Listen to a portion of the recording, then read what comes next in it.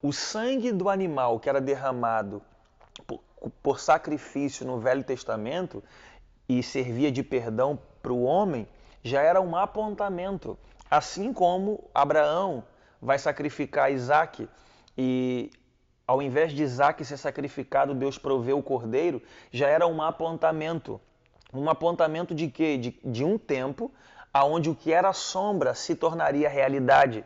Então, o Isaac representa a humanidade. O Cordeiro de Deus, que foi sacrificado no lugar de Isaac, foi visto por João Batista quando viu Jesus aparecendo no deserto. João Batista olhou para Jesus e disse: "Eis aí o Cordeiro de Deus, que tira o pecado do mundo." O que João estava dizendo, João estava declarando: nós reconhecemos você como o Cordeiro perfeito que vai ser sacrificado por perdão, por remissão, por salvação da humanidade. Então, esses apontamentos do Velho Testamento eram sombra de uma realidade que viria e se cumpriu em Jesus. A obra de Jesus na cruz foi um plano adicional para nos levar para o plano original. Glória a Deus por isso. O homem deixou de ser inimigo de Deus para ser amigo dele. Mediante o que, Gil? Mediante o sacrifício de Jesus na cruz. Aí eu queria que você entendesse duas coisas muito simples, que são benefícios conquistados através da cruz. Primeiro é a redenção. A redenção é a total liberdade por meio do resgate pago por Jesus. Então, se nós parássemos aqui agora, se você quiser anotar, por favor, anote Gálatas 3:13, Mateus 20:28 e Efésios 1:7. Mas eu quero ler Mateus 20:28, que diz assim: bem como o Filho do Homem não veio para ser servido, mas para servir e para dar a sua vida em resgate de muitos. Em Efésios 1:7 diz: em quem temos a redenção pelo seu sangue, a remissão das ofensas, segundo as riquezas da sua graça. Glória a Deus! Os benefícios da cruz, um dos benefícios da cruz foi do sacrifício de Jesus na cruz, foi a redenção. Ele então nos salvou, ele nos libertou através da redenção. Segundo ponto, ou segundo benefício conquistado por Jesus na cruz, foi a reconciliação. Agora, o relacionamento do homem, antes pecador e agora redimido, passou a ser de comunhão com Deus e não mais de inimizade, sabe? Em Tiago 4,4 diz: adúlteros e adúlteras, não sabeis vós que a amizade do mundo constitui-se inimiga de Deus? Então toda a humanidade, pelo pecado de Adão, era inimiga de Deus. Mas então vem a boa notícia de Deus ao homem, Cristo. Cristo, o verbo se fez carne, ele habitou entre nós. Eu gosto da tradução de João 1,14, linguagem de hoje, que diz que a palavra se tornou um ser humano e habitou entre nós. Tornou-se um homem e habitou entre nós. Glória a Deus por isso. Então, ele habitou entre nós, ele foi à cruz, cumpriu o seu propósito. E em 1 Coríntios capítulo 5, versículo de número 18 ao 20, vai falar sobre o ministério da reconciliação. Ele diz: e Cristo nos reconciliou consigo mesmo e nos deu o ministério da reconciliação. Glória a Deus por isso. Jesus me reconciliou com ele e me deu o ministério da reconciliação. E a palavra reconciliação significa tornar da inimizade para a amizade. É apocatalacim. Reconciliação é apocatalacim do grego, que significa colocar algo de volta no seu devido lugar. Olha isso. Então nós perdemos o nosso lugar de comunhão no Éden. Pelo pecado do homem, afastamento, separação. Então, quando Jesus morre na cruz e ressuscita ao terceiro dia, Jesus nos reconcilia. O que é que ele estava fazendo? Nos colocando no nosso devido lugar. E que lugar é esse? A presença de Deus Pai. Amém? Então, o pecado de Adão separou a humanidade, mas o sacrifício perfeito de Jesus na cruz e a sua ressurreição, o Cristo ressurreto, ele nos devolve o direito de estarmos em um lugar que foi perdido no início da história através de Adão. Por isso que em 1 Coríntios 15, versículo 44 e 45, chama Jesus de o último Adão. Amém, irmãos? Você está feliz com isso? O terceiro ponto que eu queria que você entendesse é sobre a propiciação. Através do sacrifício de Cristo, a ira de Deus não está sobre os salvos. Ah, como queria ter um tempo para falarmos sobre isso. Propiciação. Através do sacrifício de Cristo, a ira de Deus não está sobre os salvos. Pensa nisso. Hoje, pelo reconhecimento, por receber Cristo como Senhor e Salvador em nossas vidas, nós não somos mais inimigos de Deus, agora somos amigos de Deus, amém? Você é amigo de Deus aí, você já aprendeu que a humanidade não é filho de Deus, toda a humanidade não é filha de Deus, amém? A humanidade é criação de Deus. Filho de Deus é quem passou pelo processo de João capítulo 1, versículo 12, pois todos quantos o receberam, deu-lhes o poder de serem feitos filhos de Deus, ou seja, a condição que não eram, mas pelo recebimento tornaram-se filho de Deus, se tornaram filho de Deus. Amém? Glória a Deus por isso. Você então já recebeu Jesus? Amém? Glória a Deus. Então, se recebemos Jesus, nós somos transportados. Colossenses 1, Paulo vai falar sobre isso. Somos transportados do reino das trevas para o reino do Filho do seu amor. Deixamos de ser inimigos para ser amigos de Deus. Agora, quando a ira de Deus chegar sobre a terra, a ira de Deus vai vir sobre os inimigos. E os amigos estarão isentos dessa penalidade. Amém? Isso já é um assunto escatológico, né? A gente está prometendo ter uma aula sobre escatologia, então vamos deixar para o próximo capítulo aí mais para frente. Então, propiciação é o ato de justificar o pecador ou remover a culpa do pecado, através de um sacrifício. Nisto está o amor, não em que nós tenhamos amado a Deus, mas em que Ele nos amou a nós e enviou seu Filho para propiciação pelos nossos pecados. Olha que louco! A sentença que era para a humanidade, Deus nos deu a oportunidade de serem isentos dessa culpa, dessa penalidade, de não provarmos a ira de Deus. Ele abriu uma porta, uma saída. Ele nos salvou. Ele nos salvou de quem? Você é salvo de quem? Do diabo? Não! Você é salvo da ira de Deus. Então, através do sacrifício de Cristo, você tem a oportunidade de desfrutar da comunhão com o Pai e não provar da ira de Deus. Em 1 João capítulo 4, versículo 10 diz: nisto consiste o amor, não em que nós tenhamos amado a Deus, mas em que Ele nos amou e enviou seu Filho como propiciação pelos nossos pecados. Então, houve a propiciação. O que é a propiciação?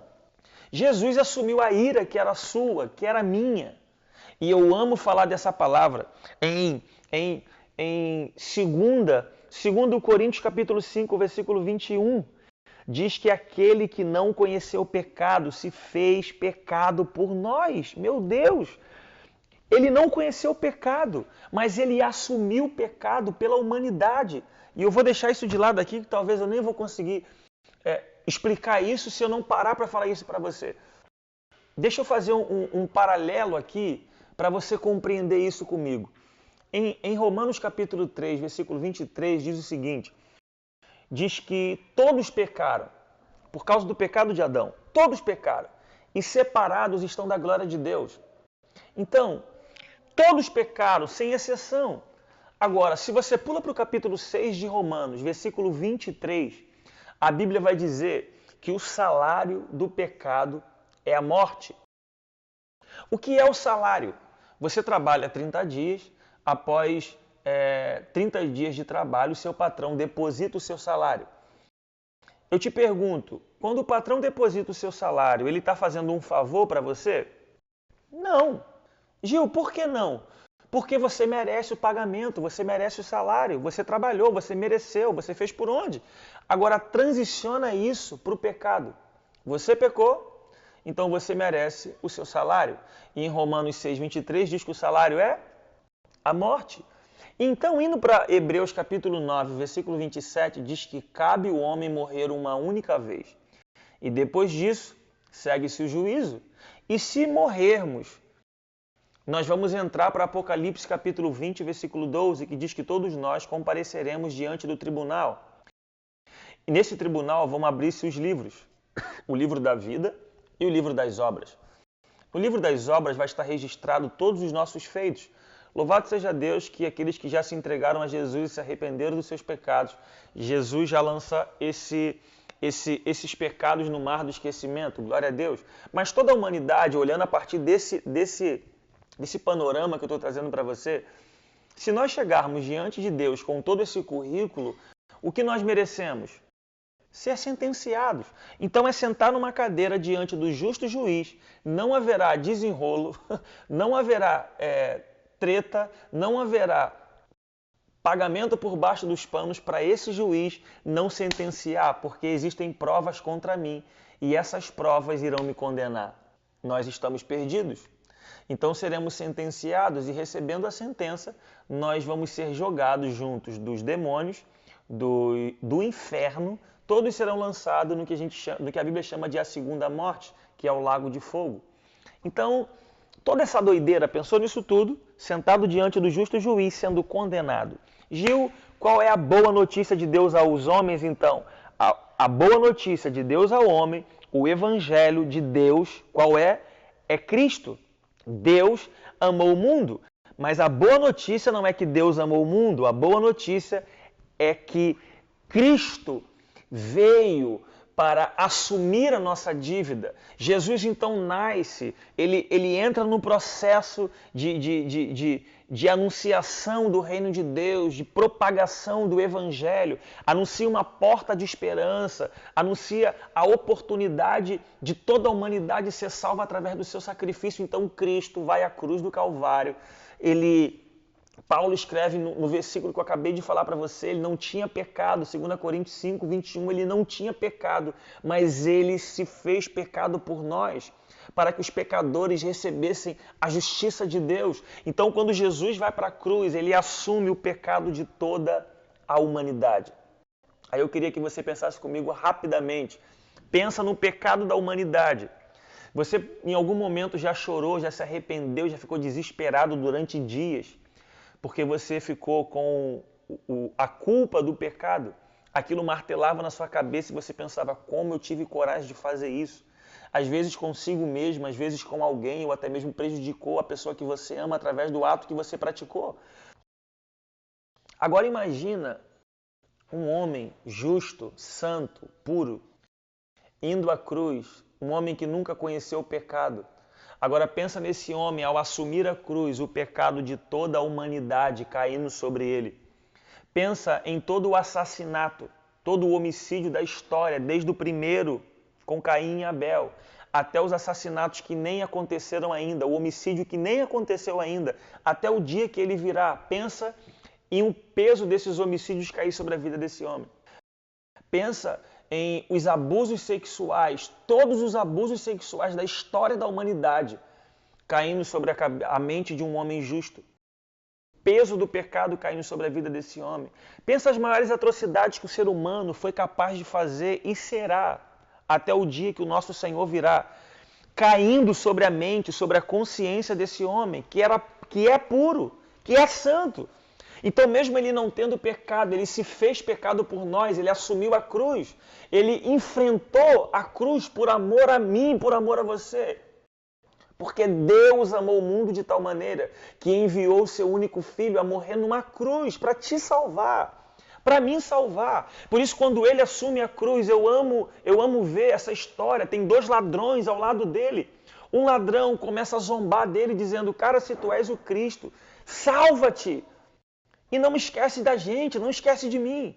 O outro ladrão não, disse, olha, você não tem temor a Deus. Nós estamos aqui porque merecemos, ele não.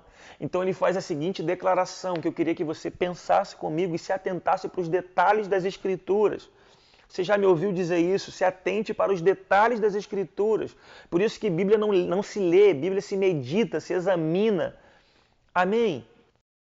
Quando o ladrão responde para Jesus, lembra-te de mim quando entrares no teu reino. A resposta de Jesus é, ainda hoje, e estarás comigo no paraíso. Calma aí. O homem pediu para ir para o reino. Jesus disse que o levaria para o paraíso. Sabe, no capítulo 3 de Gênesis, após a queda, após a sentença, no versículo 23, o homem é expulso do Éden.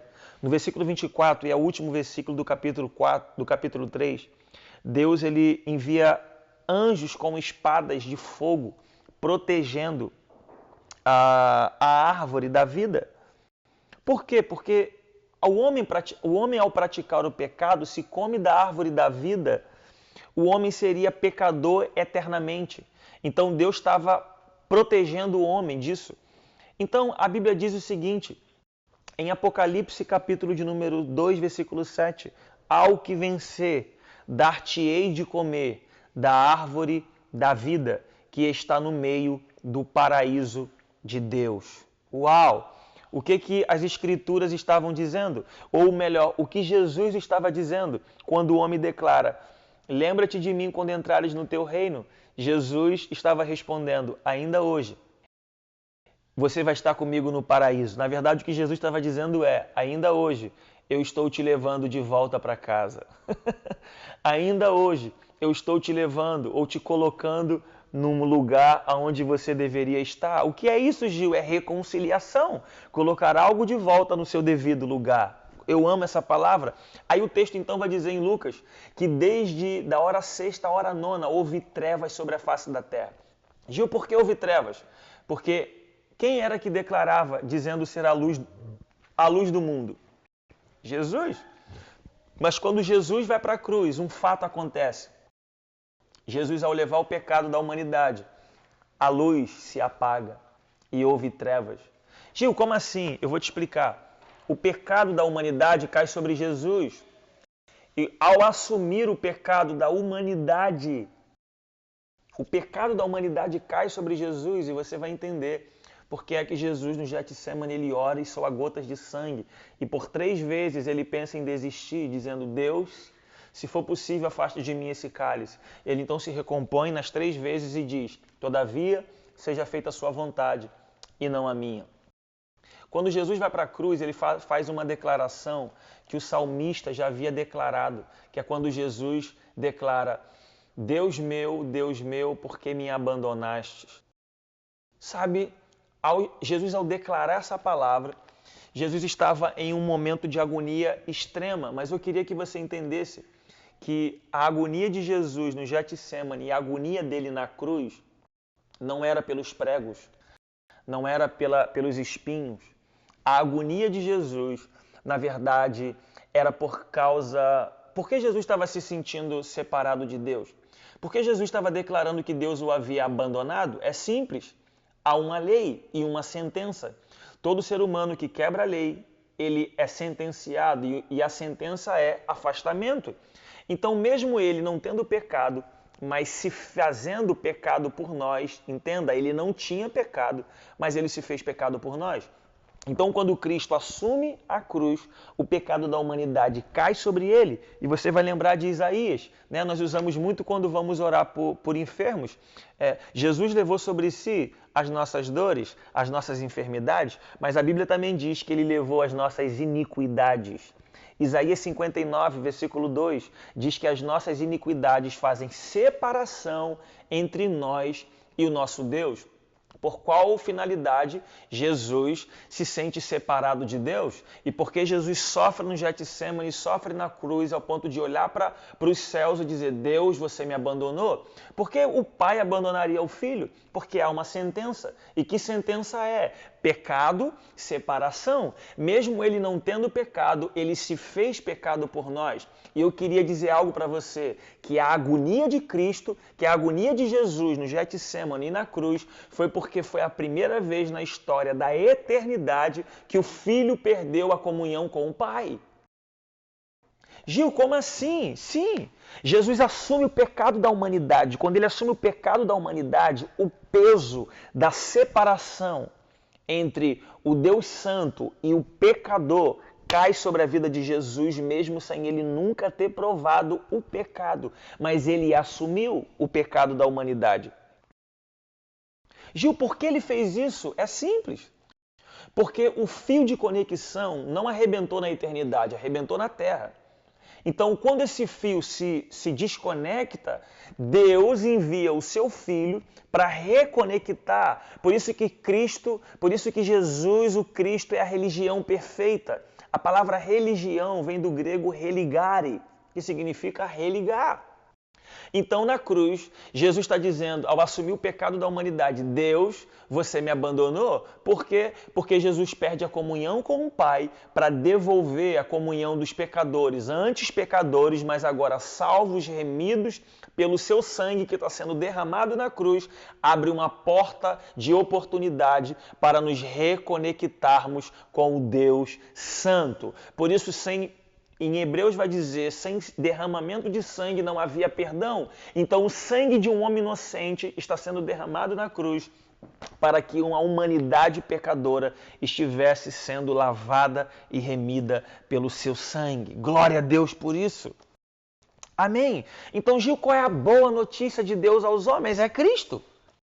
Deus amou o mundo de tal maneira, e ele provou esse amor, Romanos 5,8, enviando Jesus a morrer na cruz quando ainda éramos pecadores. Olha isso, essa é a boa notícia. Esse é o Evangelho de Cristo Jesus. Deus amou o mundo de tal maneira, mas a boa notícia não é que ele nos amou, a boa notícia é Cristo. Dentro dessa boa notícia, ele nos amou. Amém? Glória a Deus. Você ficar feliz com essa notícia? Deus amou o mundo de tal maneira? Então eu gosto de dizer o seguinte: o santo se fez pecado para que os pecadores fossem feitos santos. Amém? Então, pelo sacrifício de um homem santo, toda a humanidade pôde desfrutar da salvação. Por isso que a salvação é pela fé em Jesus Cristo. É pela salvação, nós somos justificados pela fé em Cristo Jesus, pelo sacrifício que ele praticou. Amém? Então, eu vou só pincelar, não vai dar tempo para entrarmos profundamente nisso, porque senão nós vamos ficar muito tempo e quem sabe mais para frente a gente consegue desenvolver o que nós chamamos de o evangelho completo. Tem se falado muito nesse tempo sobre evangelho da graça, evangelho do reino e o evangelho eterno. Porém, se pararmos para estudarmos as Escrituras, você vai ver o Evangelho da Glória de Deus, o Evangelho de Jesus. Você vai ver basicamente 7 a 8 tipos de pronúncias relacionadas ao reino de Deus, ao Evangelho. Evangelho do reino, Evangelho da graça, Evangelho da salvação, Evangelho eterno. Então eu vou pincelar 3 deles, Evangelho do reino, Evangelho da graça, Evangelho do reino e Evangelho eterno. Só para você parar e estudar. O Evangelho da Graça, a redenção, o Evangelho da Graça, a redenção tem o poder de salvar a ordem social, econômica e política, bem como a alma dos crentes individuais. Estou falando do Evangelho da Graça, ou o Evangelho da Salvação.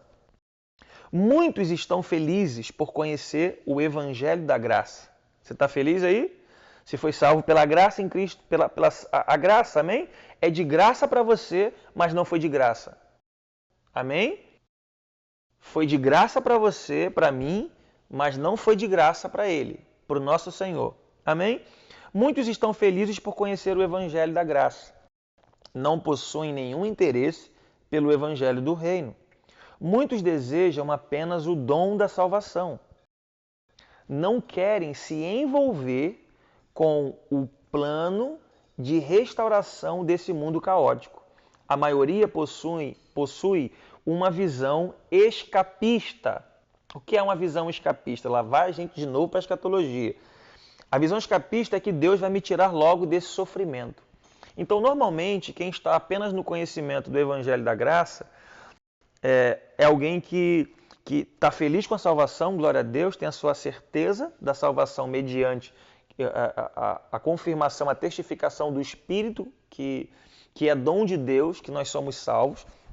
Temos a alegria da salvação e eu não vejo a hora de morar no céu, de morar eternamente com Deus, dependente da sua visão escatológica. Essa visão, ela é o que nós chamamos de visão escapista. Algumas pessoas não vê a hora, eles só se contentam em ser salvo e ponto. Nós estávamos falando aqui, antes de começar essa gravação, sobre que a nossa escatologia define a nossa missiologia. Então, se eu acredito que eu sou um salvo mediante a testificação do Espírito, que é dom de Deus nos dá para que ninguém se glorie, e é pela fé em Cristo Jesus, eu não quero saber mais de nada, que o mundo se acabe, quem está no pecado que vá logo para o inferno, e que o Senhor me tire logo desse mundo perdido, maldito, e que eu seja salvo. Essa é uma visão escapista. Agora, eu quero que você entenda que o Evangelho da Graça, nós recebemos de graça, mas não foi de graça para Jesus, amém? É como o fato de vir a Jesus, você vem de qualquer jeito, arrebentado, furado, baleado, você vem de qualquer jeito, mas o ir após Ele, o ir após Cristo, vai te custar tudo. O vir é de graça, mas o seguir a Cristo vai te custar tudo. Então o vir você vem de qualquer jeito, mas para seguir a Cristo vai te custar tudo. Quero desafiar você a pegar sua Bíblia e ir lá para Lucas capítulo de número 14, do versículo do 25 em diante. Medite no que as Escrituras dizem sobre o preço do discipulado que vai estar escrito lá e depois você me fala, beleza? O Evangelho do Reino. Devemos transformar o mundo. Essa é a visão do Evangelho do Reino. Ainda outros entendem o Reino de Deus como um padrão, em essência, ideal para a sociedade humana. Tem até alguns irmãos que vêm fluindo na questão das 7 montanhas ou 7 esferas de influência da sociedade, que é nós nos infiltrarmos dentre as áreas de influência da sociedade, como política, esportes, cinema, nos infiltrarmos para dentro desses ambientes e também cooperarmos com o estabelecimento do reino de Deus na terra. A principal preocupação do reino não é salvação individual, nem o futuro, e sim os problemas sociais atuais. Os homens edificam o reino de Deus ao trabalhar para a ordem social ideal é se esforçar para resolver os problemas de pobreza, doenças, relações trabalhistas, desigualdade social e relações sociais. Então, o reino de Deus, a preocupação acho que não vou nem usar o termo preocupação, mas a linha de atuação em relação ao evangelho do reino não é sobre a salvação, mas é de fato cooperar, atraindo, puxando a realidade do reino de Deus para a terra, porque o reino de Deus, não sei se você já sabe, mas o reino de Deus ele ainda não é uma totalidade, ele será. Mas o que nós desfrutamos do reino de Deus hoje é o que nós chamamos de mas ainda não. O que provamos sobre o reino de Deus, ele mas ainda não. É uma sombra de uma realidade que virá. Assim como os judeus no Velho Testamento, quando sacrificavam um animal, um cordeiro, era uma sombra de uma realidade chamada sacrifício perfeito de Cristo na cruz, que foi a totalidade. Amém? Você consegue entender isso? Então, o Evangelho da Graça é para salvar. O Evangelho do Reino vai te posicionar para viver como um cidadão do Reino, sendo restaurado a nossa identidade lá do princípio, lembra? De exercermos governo. Lembra disso? Exercermos governo. Então, eu já vou pular para o terceiro por causa do tempo, que é o Evangelho Eterno. Em Apocalipse, capítulo 14, versículo de número 6, vai falar sobre isso. Eu vou deixar você ler sobre o Evangelho Eterno. Eu quero pular para falar, porque eu preciso falar sobre isso com você. O que é soteriologia? O que é isso, irmão? Que negócio é esse? Uma religião nova? Não. Soteriologia é basicamente a doutrina da salvação. Isso significa que a soteriologia é a área da teologia que estuda a salvação. Eu estou pincelando sobre fundamentos, eu falei no início. Eu gostaria que você estudasse, pesquisasse sobre isso, sobre a salvação, sobre a soteriologia. Então, a soteriologia é a área da teologia que estuda a salvação em todos os seus aspectos. A palavra soteriologia vem dos termos gregos soteria, que significa salvação ou livramento, e logos, que significa palavra. O termo soteriologia começou a ser utilizado no século XIX, enfim, é o estudo da salvação. Há subdivisões dentro da soteriologia, que abordam a salvação em seus diferentes aspectos, assim como o próprio Evangelho. Não existe 1, 2, ou 3, ou 4, ou 5, ou 6, ou 7, ou 9 evangelhos, como eu falei, que têm aplicações relacionadas ao Evangelho. Evangelho do Reino, da Graça. Existe o Evangelho. Porém, ele tem partes, mas um todo aponta para um fim. Todas as partes apontam para um fim, que é o sacrifício e as suas áreas de atuação. Então, para você entender, dentro da soteriologia existem áreas, por exemplo, o plano eterno e a obra remidora de Deus, a expiação no sangue de Cristo, a operação da graça divina, o estado do homem em relação ao pecado, a obra do Espírito Santo e o destino final do homem. Tudo isso são desdobramentos de um único assunto, de um mesmo tema, o estudo da salvação. Agora, para a gente puxar para o final, que é a justificação. Você tem quanto tempo? Responda para você mesmo. Quanto tempo você tem de caminhada em Cristo Jesus? Agora eu te pergunto, qual é a definição que você tem da palavra justificação? O que é ser justificado? A Bíblia diz que nós somos justificados dos nossos pecados mediante o sacrifício de Jesus, ou que Jesus nos justificou. Agora eu te pergunto, o que é justificação? O que é justificação? Eu vou simplificar isso. A justificação é central ao evangelho cristão, porque responde uma pergunta fundamental. Como pode o homem pecador, justo diante de Deus, ser santo? Então, eu não vou nem terminar a leitura para me ser bem direto com você. O homem, ele naquele panorama que eu falei com você, ele está sentado diante de Deus, sentenciado já pelos seus feitos, pelas suas obras. Sendo que, o que é justificação? A justificação foi o que Jesus fez. Nós estamos diante do justo juiz, sendo pelos feitos e seremos condenados. Mas Jesus, qual é a boa notícia? A boa notícia de Deus ao homem é que Deus pegou a cadeira que você estava sentada e por amor a você, Jesus trocou de lugar com você. Jesus sentou na cadeira que era sua. Por isso que o nosso castigo estava sobre ele. O castigo que nos traz a paz estava sobre ele. Jesus então assume o pecado da humanidade. Ao fazer isso, ele nos justifica. O que significa a palavra justificação? Tornar alguém justo. Por isso que nós somos justificados pelo sangue de Jesus. Lembra? A justificação é pela fé em Cristo Jesus. Então, antes nós éramos condenados, mas pelo sacrifício de Jesus, pela obra de Cristo na cruz, nós agora somos ou temos o direito de ser reconciliados. De forma mais clara para você entender, é um criminoso chegar diante de um juiz e o juiz está prestes a dar a sentença para ele. E antes de dar a sentença, aparece alguém que decide assumir todos os crimes dessa pessoa. E então o juiz declara essa figura substitutiva que decidiu se voluntariar para assumir o dano, o prejuízo, a dívida daquela pessoa.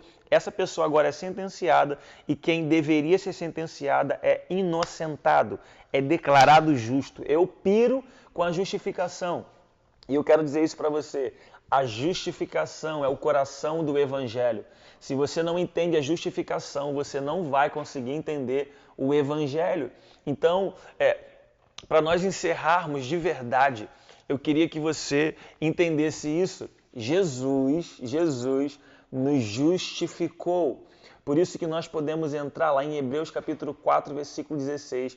Diz que nós devemos entrar com confiança diante do trono da graça para alcançarmos misericórdia. Sabe, muitas pessoas, ao praticar pecados ou viver no pecado, não conseguem mais desfrutar de uma comunhão, de um relacionamento íntimo com o Senhor, porque não conseguem se perdoar. Além do inferno ficar acusando o pecado praticado, ele também fica se culpando, ele não se perdoa. Deus já o perdoou. Então, quando você entra na presença de Deus, o inferno diz que você não merece estar ali. Na verdade, você precisa concordar com ele. Porque você não merecia de fato estar ali, mas por não merecer que você merece estar nesse lugar. Porque quando estamos diante de Deus, Deus quando olha para mim e para você, é como se Deus, se ele nos olhasse, ele iria nos enxergar pecador. E se ele nos enxergar pecador, você conhece as histórias, Deus iria nos fulminar porque nós estamos em sua presença. Mas quando Deus olha para a humanidade, ele olha para a humanidade, né, para os filhos de Deus, ele olha através do sacrifício do filho. É como se houvesse, por favor, não parece heresia, mas não é. Deus não usa óculos, amém? Mas é como se tivesse uma lente entre a humanidade e Deus. Então, quando Deus olha para a humanidade, Deus ele olha para a humanidade através da pessoa de Jesus.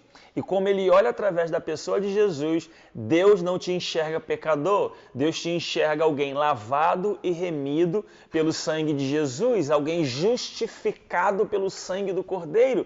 Gil, o que isso significa? Significa que quando entramos na presença de Deus, mesmo o inferno dizendo que você não merece, diante de Deus, mediante o sacrifício de Jesus, você é um justo.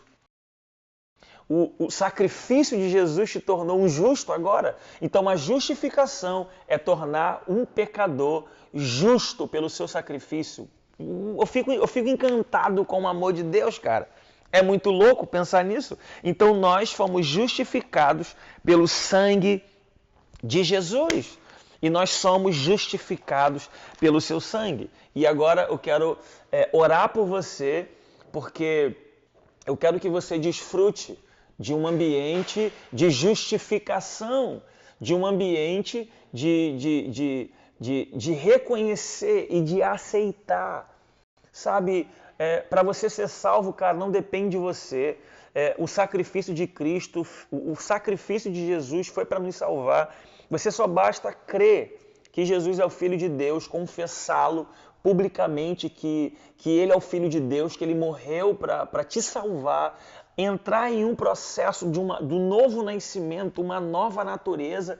Agora, eu amo dizer isso, porque Jesus nos libertou. Nos libertou de quê? Jesus nos libertou do império das trevas. Jesus nos libertou do poder do pecado. Jesus nos libertou, né? A Bíblia diz que em Romanos capítulo 6, versículo 16, que a prática do pecado, o pecador, ele se torna escravo. Por quê? Quem pratica pecado se torna escravo. Já quantas pessoas você conhece que já disse, por exemplo, não, eu fumo, mas quando eu quiser parar, eu paro. Eu bebo, mas quando eu quiser parar, eu paro. Mentira! São escravos. Por isso aquela briga de Romanos capítulo 7, versículo 15 em diante, o bem que eu quero fazer eu não faço, o mal que eu não quero esse faço.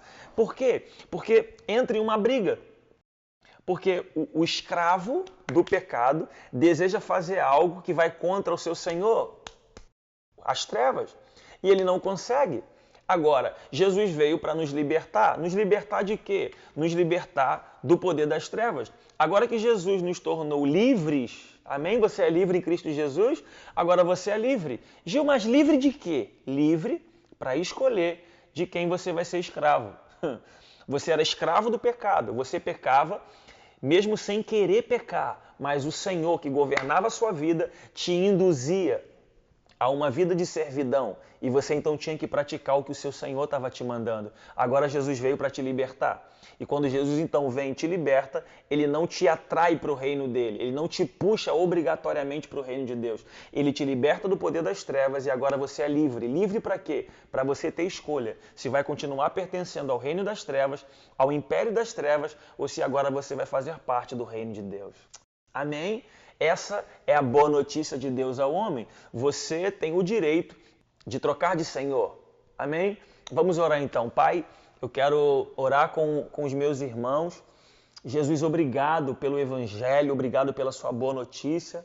Obrigado, Deus, pela oportunidade de ser salvo mediante o sacrifício de Jesus. Obrigado pela graça.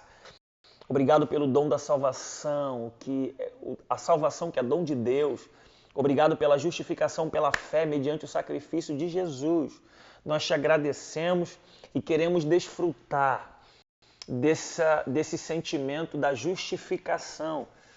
Nós não seremos salvos, Jesus, mediante o meu esforço. Eu não serei salvo mediante, Jesus, o meu sangrar na cruz. Eu serei salvo porque alguém já sangrou por mim. Eu serei salvo porque alguém foi crucificado por mim. Eu serei salvo porque alguém cumpriu o seu propósito na cruz. E a minha salvação me levará a viver uma vida como um discípulo de Jesus, um filho de Deus, que por amor a Deus renunciará a tudo o que for preciso, por amor ao meu Pai. Por isso, Jesus, eu quero te pedir que os meus irmãos desfrutem de um ambiente de intimidade, de um ambiente de profundidade na sua presença, que ao entrar em um ambiente onde eles vão ter um tempo, Jesus se relacionando com a sua doce presença, que ao chegar acusações na sua vida, na sua mente, na sua consciência, que eles possam declarar: eu não mereço estar aqui. O nome disso é graça, é favor imerecido. Eu merecia o inferno, mas por amor, alguém assumiu a minha dívida. O castigo que me traz a paz estava sobre ele. Jesus, o Cristo, é a boa notícia de Deus ao homem. E nós queremos desfrutar de um ambiente glorioso, de um ambiente simples e poderoso, que é o ambiente da sua presença. Nós te exaltamos, Senhor. E eu oro te pedindo, proteja essa semente que cai em cada coração. Jesus, que as aves de rapina, que o terreno pedregoso, espinhoso, não tenham poder de neutralizar o poder da semente. Eu oro para que cada semente sejam protegidas de todo mal, Jesus, e que cada semente produzam de acordo com a sua espécie em cada coração, na vida e na família de cada irmão que estão nos assistindo nessa escola. Eu oro em nome de Jesus que essa aula produza frutos que perdurem até a eternidade, para a glória do nome de Jesus. Amém. Que Deus abençoe sua vida, em nome de Jesus. Fica na paz.